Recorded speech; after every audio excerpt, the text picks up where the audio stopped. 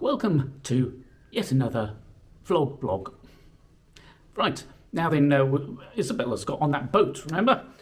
For those of you who haven't been following this all the way through and are just jumping in at this moment, well, follow it all the way through. Just go back to the beginning. And you can do that by going to lawrencegray.net/travel with a capital T. Right, that said, the next stage of our story is that she's on the boat, and I'm taking a very long-winded way around this story. She gets the idea that she's got to go on the boat, and then she gets the go-ahead to go, and now she's travelling up that river. Oh dear me, it's all suspense mounts, because there's battle sequences in the next blog. We'll get onto that, where I will try and explain a little bit of the rather complicated history. In fact, if you read this blog, you can get a little bit of the complicated history of Negri Sembilan, the 9 states. Yes, the Minangkabau. Well, you'll find out that Minangkabau and the Bugis and the Mandalini don't really get on. Well, the Mandalini especially doesn't get on with the Bugis. Well, we'll talk about that later on. I'm always pushing things back, you see. Suspense, telling you more, or less and less, to make you want to know more and more. It's my deep plan to get you interested in this history. I don't know whether it's working or not, but there you go. That's the way I'm doing it. So she's on the boat, and what does she see? Well, Isabella does have this thing about animals, savage wild beasts. She does tend to call them, well, ugly and fierce and horrible. There's an attitude towards the beast of the jungle that seems to pervade all of Victorian literature. It was a wild place, was the jungle, full of these animals that the only good thing for them was to shoot them, skin them, and mount their heads on the wall. That's what you did with a tiger. That's what you did with, well, an orangutan. You saw them, you admired them, and then you shot them and stuffed them and sent them back to a museum. There's tons of stories of that Victorians writers on zoology and evolution or whatever. They spent most of their time going out and shooting the damn things that they were studying. They would bag a whole bunch of them and stuff them in a case and send them back to be cured in some way and mounted in nice cases for exhibition and for the edification of the rest of us. And they made zoos. In fact, it was Raffles who was one of the founders of the London Zoo. And, if you remember, Raffles was the guy that founded the British colony of Singapore. But if you want to go back a little bit further, the actual city of Singapore, or the island area, was founded and named by Sanila Utama.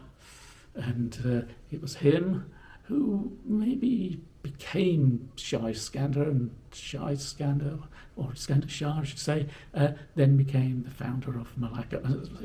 I've mentioned this rather complicated history. But zoos were full of animals that you went and you saw them roar, and you poked them with a sharp stick to make them roar. You threw things at them, you threw at them to make them do things and beg. And if you go to a few zoos, I'm not mentioning any names, but went to a zoo here in Johor, and there were some rather pathetic monkeys behind bars holding out their hands, hoping that you can give them something to eat. And it was all a little bit sad, And that's how we feel now. We look at these animals and we think, we want to see them in the wild. We want to know there's wild elephants out there. And we want to see crocodiles in the river.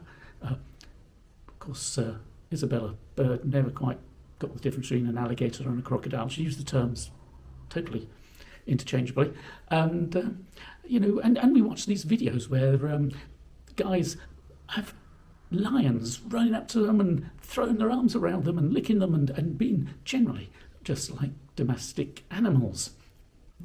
Still, I shouldn't recommend this for you to be going out and befriending a local lion if you happen to live near where there could be wild lions.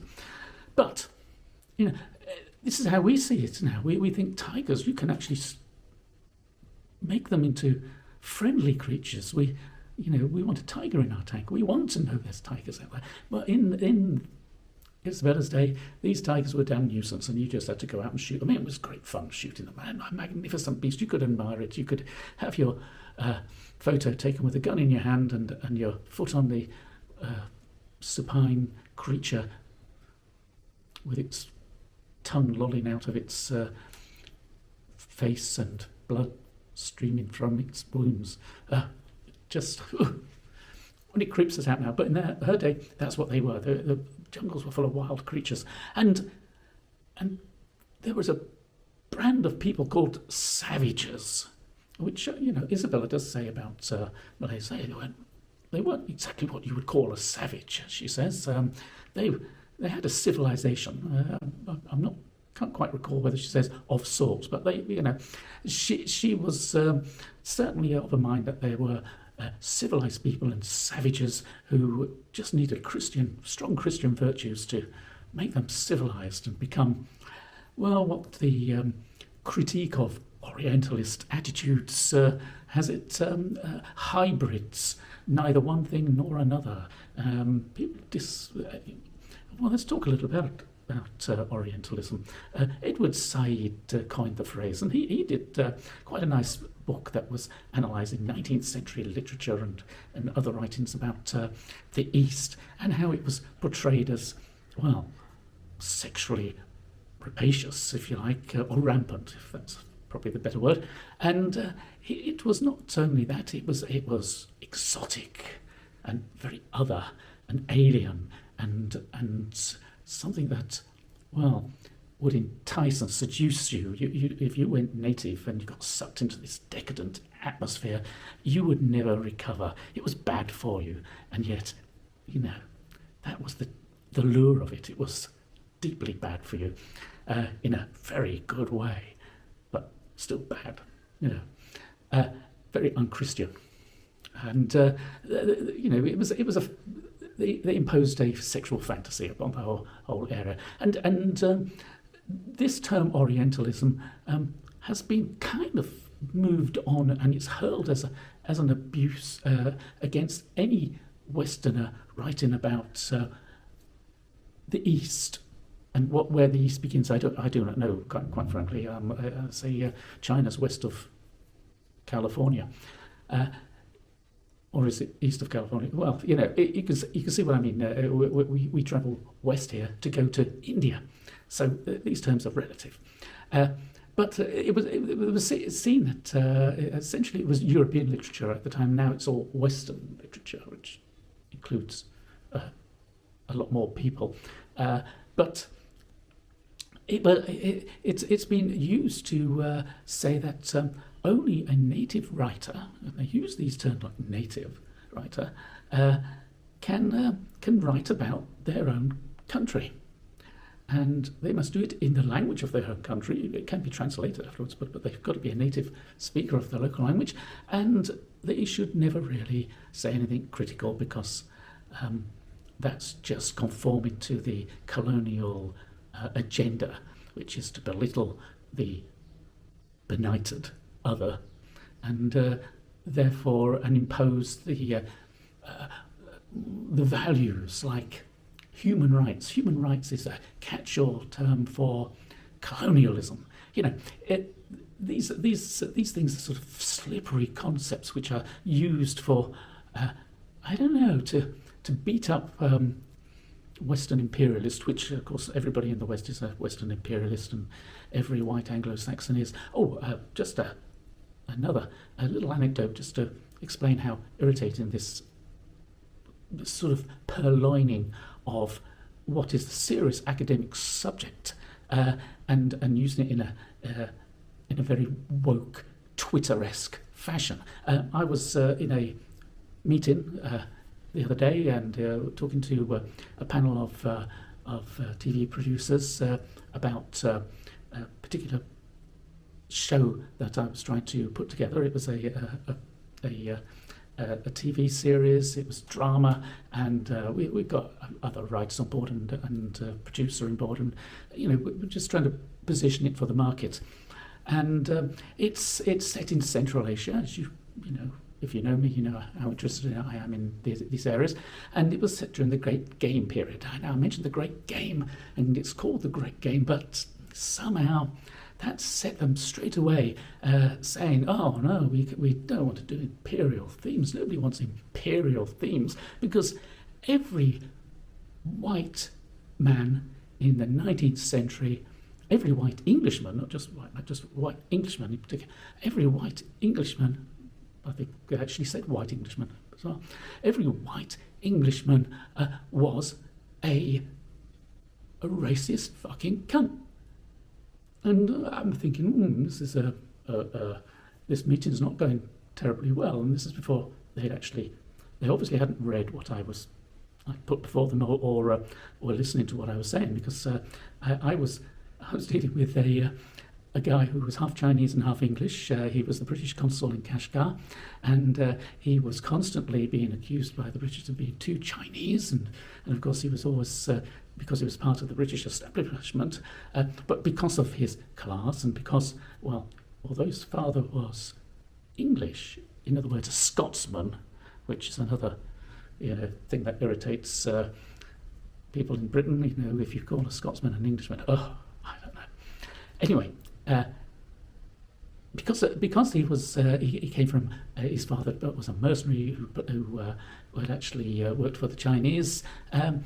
He was looked down upon by the upper echelons of society, and particularly the Foreign Office, and he was called not quite the right sort. In fact, I think I might change the title of the whole thing to not quite the right sort.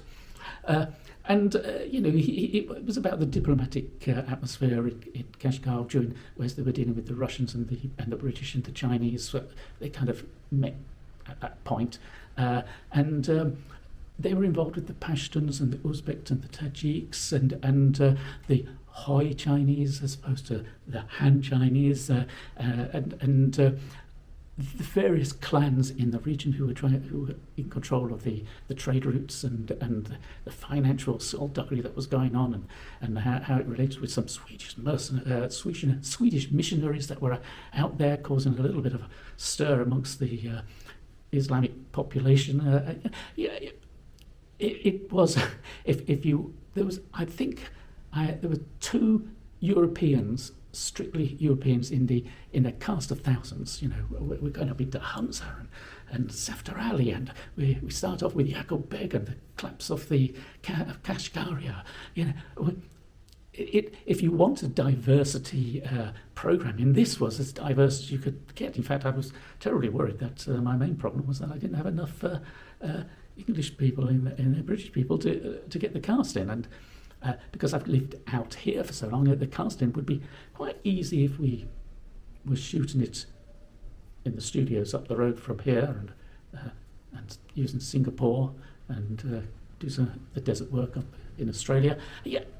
Anyway, as you can see, I was getting somewhat irritated by this knee-jerk Twitter feed coming back at me, and they were doing it live in front of my face, and that's all they were sort of using this Orientalist thing. But as soon as I started talking about diversity and identity and class is still a big British issue, which I can go along with all that.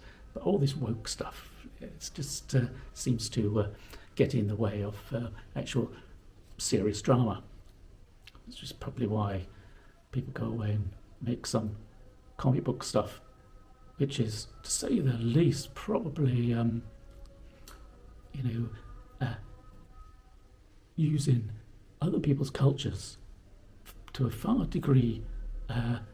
bigger degree without any real assessment of what it means than anything that I was putting forward. Kung fu and all this business. Well, see, drives me crazy. This is my crazy smiley face. I'm doing it now. So, right. So I'm looking at Isabella Bird, and in terms of the Orientalism, she was on a sort of a a scale of 5. She had a look at the attitudes there, but there was a certain amount of distance and critical capacity in her. And there's no doubt that a lot of these guys did have that sort of attitude, but quite a few of them did not, and it was a much more nuanced affair. This is what I'm trying to tell a story about here, and why I say to you, go to the book, start reading this stuff, and keep a critical mind open. But it's not all there to put everybody in their place. And what have I come across the other day? Indian writers writing in English were being accused of having colonised minds because they wrote critically about India. And so if you can't write critically about your own country without being accused of being a traitor, well, it tends to mean that you've got a rather oppressive government, to say the least. I'm not saying anything about China, of course, but they have a their Twitterocracies, the Wu Mao coming out and just hurling abuse aimlessly at anybody who is in the slightest bit critical of China. Right, I move on to another subject now. What was I going to say? Yes, right. Let's get back to the story with Isabella. She arrives at this village. This is the story that I'm telling. And she arrives at this village, and waiting for her are a bunch of the entire male population of the village, calls them, and they're all stood on the jetty, looking rather gloomy and glum and rather curious as to these 3 white women. There's a certain amount of Orientalism coming into this. She thinks there's a sort of prurience, because she talks about them being unveiled, and these are the 2 young daughters of the governor. Now, I can't help feeling that they were probably more quite curious of the fact that what on earth were the 2 young daughters of the governor of Malaka doing coming here, and they weren't necessarily going off to rape and pillage them or anything like that. It was simply, oh goodness me, the daughters of the governor. Oh, anything happens to them, we're in deep shit, because all the villages along that river up there had been burnt down just a matter of a couple of years before, and cleared out by Captain de Fontaine and his Arabs. And I'm not sure, but I think Siad Monsieur was involved in that. Well, we'll go on to Siad Monsieur, if that's the right pronunciation, later on. When we deal with the Civil War up there, then I'll talk about Siad Monsieur, because that really does get into complications. Right, now then, where was I? Oh yes, now she's confronted by this village posse who are just staring at her, and they're very uncooperative, and there's a sense of danger, because Captain Hayward, he takes them off to sit in the police station there, which is like an armed fortress. It's full of guns and cannon at the front, and then they try to negotiate with them a boat to go further up the river. In fact, these guys were supposed to ferry the girls in sedan chairs through the jungle to another road where they would be picked up by the resident of Sungei Ujong. Right? But of course they refused. They said there were owls out there, and owls are very bad spirits. They refused, and this was in Captain Hayward, I can see he's sensing that these guys are still smarting from the, or may even be some of the people who were chased out of the villages along the river. He's sensing a little bit of tension here, and so he sends out the servants to get another boat going, and of course the locals, they just beat them up, which of course then makes Captain Hayward even more problematic. I think there's an even bigger problem here, and so you can hear the crack of his rifle. He goes out there and he sorts things out, so to speak, but he doesn't trust the local police to do it. He does it by himself, and like I said, he's a bit of a hard ass. So he goes out there, he sorts out a boat, and then the girls, they don't want to go. And this is another trope of the Victorian age. These girls, they just faint. They go, I can't travel. And one wonders why they're doing that at this time. Because they know they're all being fussed around, slapping their wrists and waving smelling salts underneath their noses. They've gone into a swoon, and I'm thinking to myself, once again, Captain Hayward and his hairy chest and his rather masculine attitude is causing a little bit of a stir in the hearts of these women in this hot climate. I don't know. Anyway, something's going on there. But Captain Hayward, he has some medicinal whisky available.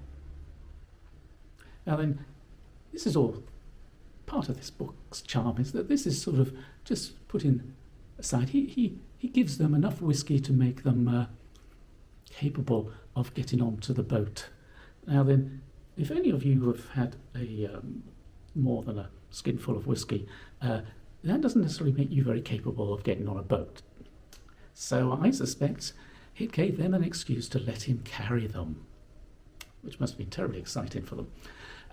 Anyway, he slips whiskey down their throat, gets them absolutely plastered probably, and slings them over their shoulders, takes them on board the boat, and then they have this horrendous boat ride in the dark, and these girls, they're hallucinating. They're seeing tigers come at them, and they're screaming all night, oh, save us, Captain Hayward, who at that point is firmly stuck on the prow of the boat, probably there to, not necessarily to shoot natives, but to keep away from these damn screaming girls. Whereas old Isabella just hunkers down and goes to sleep. Tough old bird. Great fun. Anyway, right, I'll come to the end here because there's tons more to go. So remember, like, share, subscribe. Is it coming down this side this time? I don't know. It might come down this side. Like, share, subscribe, like, share. One of those two. It's either side, and go to the website, read all about this, so it's a lot easier to follow my rambling and excited outpouring. My voice is going again. This is why I'm going crazy here. So, right, do it now. Go to the website, and I'll see you on the next vlog about the blog. Bye.